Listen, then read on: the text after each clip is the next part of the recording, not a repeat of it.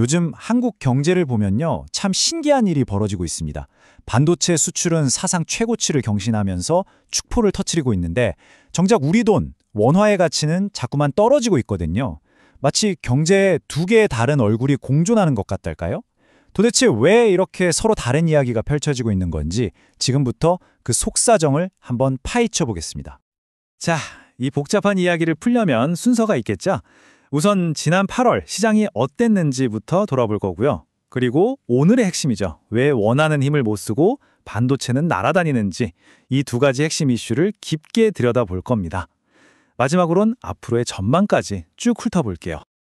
네, 그럼 먼저 지난 8월로 한번 돌아가 보죠.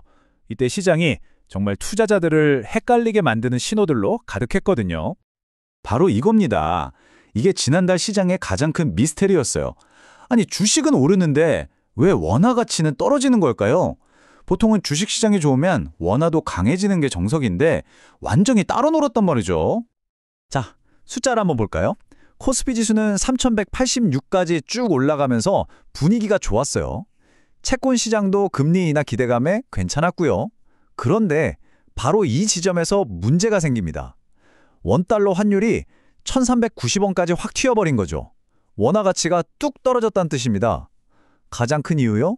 바로 외국인 투자자들이 우리 주식을 엄청나게 팔아치웠기 때문이요. 자, 그럼 이 미스터리의 첫 번째 단서, 왜 이렇게 원화가 맥을 못 추는지 그 이유부터 한번 파고 들어가 보겠습니다. 이게 진짜 이상한 부분이에요. 보통은 달러가 약해지면 다른 통화들은 상대적으로 강해져야 하잖아요. 7월부터 세계적으로 달러 가치가 떨어지고 있었는데 희한하게 우리 원화만 그 흐름을 역주행한 겁니다. 달러당 1,400원 근처까지 가면서 말이죠. 이건 정말 이례적인 현상이에요. 지금 원화의 상황을 보면요, 정말 팽팽한 줄다리기를 하고 있는 것 같아요. 한쪽에서는 원화야 강해져라 하고 막 끌어당기는 힘이 있어요. 전 세계적으로 달러가 약세인 것도 그렇고 무엇보다 우리 반도체 수출이 어마어마하잖아요. 이게 원화를 강하게 만드는 요인이죠. 근데 반대쪽에서 잡아당기는 힘도 장난이 아닙니다. 미국이랑 우리나라 금리 차이도 있고 또 국민연금 같은 큰 손들이 해외 투자를 늘리면서 달러를 계속 사들이고 있거든요. 이런 것들이 원화의 발목을 딱 잡고 있는 거죠. 하지만 이 치열한 줄다리기도 결국엔 승자가 갈릴 거라는 전망이 많습니다. 전문가들은 지금의 금융 요인보다는 결국에는 이 강력한 반도체 수출 같은 우리나라 경제의 기초 체력, 펀더멘털이 힘을 발휘할 거라고 보고 있어요. 그래서 연말쯤 되면 환율이 1,350원 수준까지는 내려오면서 안정을 찾을 거다, 이렇게 예측하는 거죠. 한마디로 지금의 약세는 오래가지 않을 거란 얘기입니다. 자, 그럼 이제 시선을 돌려서 한국 경제의 또 다른 얼굴을 한번 볼까요? 이 원화 약세라는 걱정을 한 방에 날려버릴 만큼 강력한 성장 엔진, 네, 바로 반도체 이야기입니다. 와, 이 숫자 좀 보세요. 151억 달러. 이게 뭔지 아세요? 지난 8월 딱 한 달 동안 우리나라가 오직 반도체만 팔아서 벌어들인 돈입니다. 이건 그냥 많은 수준이 아니라 월간 수출액 기준으로 역대 최고 기록이에요. 이 숫자 하나가 지금 우리 반도체 산업이 얼마나 불타오르고 있는지 그대로 보여주는 거죠. 그리고 이게 그냥 한 번 빵 터진 게 아니라는 게 중요합니다. 8월의 이 놀라운 실적은 무려 6개월 연속 이어진 성장세의 결과물이에요. 이건 그냥 일시적인 회복이 아니라 거대한 상승 흐름, 즉 추세를 탔다는 아주 확실한 증거입니다.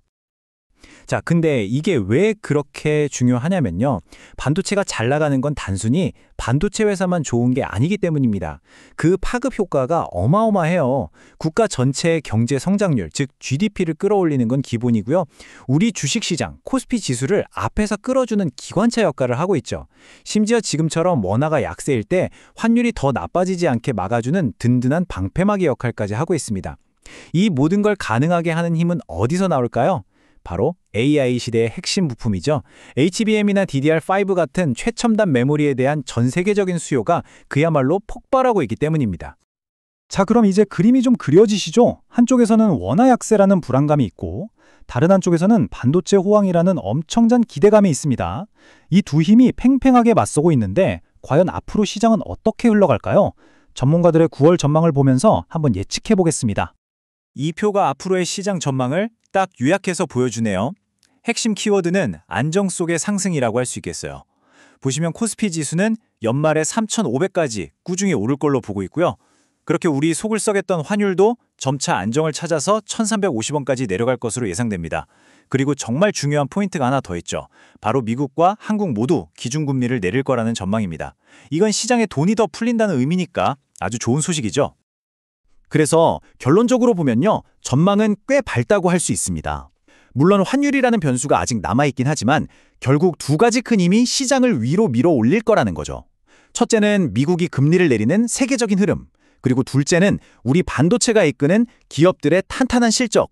이 두 개의 강력한 엔진이 있으니 걱정보다는 기대를 해봐도 좋다는 분석입니다.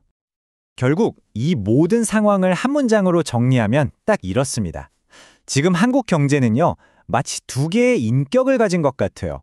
한쪽에는 세계 최고 수준의 기술력이라는 엄청난 엔진이 경제를 앞으로 끌고 가려고 하고, 다른 한쪽에서는 전 세계 금융시장의 불안감이라는 거대한 압력이 그 발목을 잡고 있는 거죠. 그래서 우리에게 남은 마지막 질문은 바로 이것입니다. 과연 이 반도체 슈퍼사이클이라는 막을 수 없는 거대한 파도가 글로벌 금융시장의 불확실성이라는 높은 벽을 넘어설 수 있을까요? 한국 경제의 미래가 이 두 거인의 싸움에 달려있다고 해도 과언이 아닐 겁니다. 과연 승자는 누가 될지 우리 모두 계속 지켜봐야겠습니다.